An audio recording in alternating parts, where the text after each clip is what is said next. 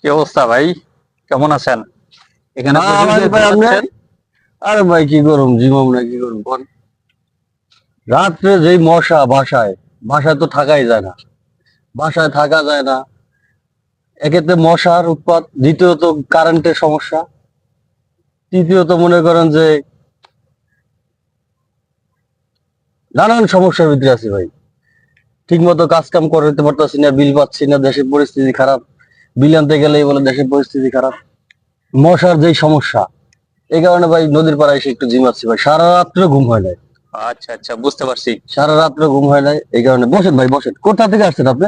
আসছি এই পাশ থেকে, আসলাম অনেকদিন হাঁটতে হাঁটতে পরে দেখা আসলাম। হলো ভাই আপনার সাথে।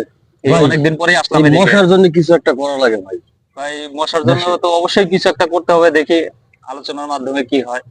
আলোচনা এভাবে করি, চলা যাচ্ছে না ভাই, খুব সমস্যা, ডেঙ্গুতে সমস্যা, আলোচনা করে দেখি কি বাসা বলে। বাচ্চাকে সমস্যা, রাত্রে ঘুমই হচ্ছে না। আচ্ছা, ঠিক আছে, দেখা যাক আল্লাহ কি করে।